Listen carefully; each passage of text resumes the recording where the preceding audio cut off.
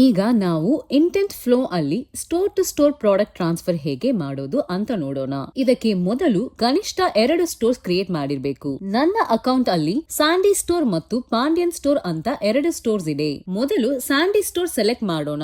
ಆದ ಮೇಲೆ ಪರ್ಚೇಸ್, ನಂತರ ಇಂಟೆಂಟ್, ನಂತರ ಆರ್ಡರ್ ಸೆಕ್ಷನ್ ಗೆ ಹೋಗಿ.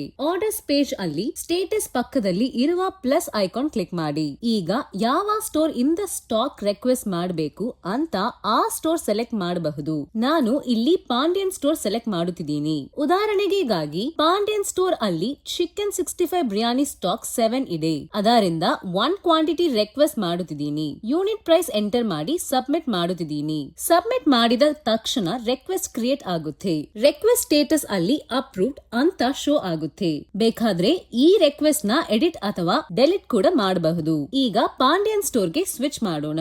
ಪಾಂಡ್ಯನ್ ಸ್ಟೋರ್ ಅಲ್ಲಿ ಆರ್ಡರ್ ರಿಸೀವ್ ಸೆಕ್ಷನ್ ಗೆ ಹೋಗಿ. ಅಲ್ಲಿ ನಾವು ಕ್ರಿಯೇಟ್ ಮಾಡಿದ ರಿಕ್ವೆಸ್ಟ್ ಶೋ ಆಗುತ್ತೆ. ರಿಕ್ವೆಸ್ಟ್ ಪಕ್ಕದಲ್ಲಿ ಇರುವ 3 ಡಾಟ್ಸ್ ಆಪ್ಷನ್ ಕ್ಲಿಕ್ ಮಾಡಿ ಸ್ಟೇಟಸ್ ಅಪ್ಡೇಟ್ ಮಾಡಬಹುದು. ಮೊದಲು ಅಕ್ನಾಲೆಜ್ ಆಪ್ಷನ್ ಸೆಲೆಕ್ಟ್ ಮಾಡಬೇಕು. ಅಕ್ನಾಲೆಜ್ ಮಾಡುವ ಮುಂಚೆ ಕ್ವಾಂಟಿಟಿ, ಪ್ರೈಸ್ ಮತ್ತು ಪ್ರಾಡಕ್ಟ್ ಡೀಟೇಲ್ಸ್ ಎಲ್ಲ ಸರಿ ಇದೆಯಾ ಅಂತ ವೆರಿಫೈ ಮಾಡಿಕೊಳ್ಳಿ. ಡೀಟೇಲ್ಸ್ ಎಲ್ಲ ಕರೆಕ್ಟ್ ಇದ್ದರೆ ಅಕ್ನಾಲೆಜ್ ಮಾಡಿ. ಅಕ್ನಾಲೆಜ್ ಮಾಡಿದ ಮೇಲೆ ನೆಕ್ಸ್ಟ್ ಸ್ಟೆಪ್ ಆಗಿ ಟ್ರಾನ್ಸಿಟ್ ಆಪ್ಷನ್ ಅವೈಲೇಬಲ್ ಆಗುತ್ತೆ.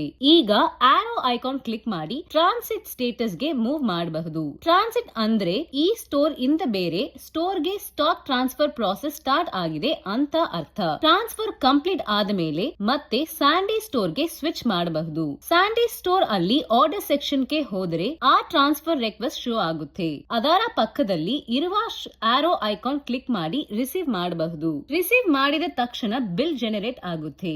ಆದ ಮೇಲೆ ಅಮೌಂಟ್ ಸೆಕ್ಷನ್ ಪಕ್ಕದಲ್ಲಿ ಇರುವ ಆರೋ ಐಕಾನ್ ಕ್ಲಿಕ್ ಮಾಡಿ. ಇಲ್ಲಿ ಪ್ರಾಡಕ್ಟ್ ಡೀಟೇಲ್ಸ್ ಮತ್ತು ಕರೆಂಟ್ ಸ್ಟಾಕ್ ಇನ್ಫಾರ್ಮೇಶನ್ ಶೋ ಆಗುತ್ತೆ. ಉದಾಹರಣೆಗಾಗಿ ಚಿಕನ್ 65 ಬಿರಿಯಾನಿ ಸ್ಟಾಕ್ 6 ಇದ್ದರೆ ನಾವು ರಿಕ್ವೆಸ್ಟ್ ಮಾಡಿದ 1 ಕ್ವಾಂಟಿಟಿಗೆ ಆಡ್ ಮಾಡಿದ ತಕ್ಷಣ ಸ್ಟಾಕ್ ಅಪ್ಡೇಟ್ ಆಗಿ 7 ಆಗುತ್ತೆ. ಸ್ಟಾಕ್ ಅಪ್ಡೇಟ್ ಆದ ಮೇಲೆ ಬಿಲ್ ಕ್ಲೋಸ್ ಮಾಡಬಹುದು. ಇದನ್ನ ವೆರಿಫೈ ಮಾಡಲು ಇನ್ವೆಂಟರಿ ನಂತರ ಪ್ರಾಡಕ್ಟ್ ಸೆಕ್ಷನ್ ಗೆ ಹೋಗಿ ಚಿಕನ್ 65 ಬಿರಿಯಾನಿ ಸ್ಟಾಕ್ ಚೆಕ್ ಮಾಡಬಹುದು. ಮೊದಲು ಸ್ಟಾಕ್ 6 ಇತ್ತು. ಟ್ರಾನ್ಸ್ಫರ್ ರಿಸೀವ್ ಆದ ಮೇಲೆ ಸ್ಟಾಕ್ 7 ಆಗಿ ಅಪ್ಡೇಟ್ ಆಗಿರುತ್ತೆ.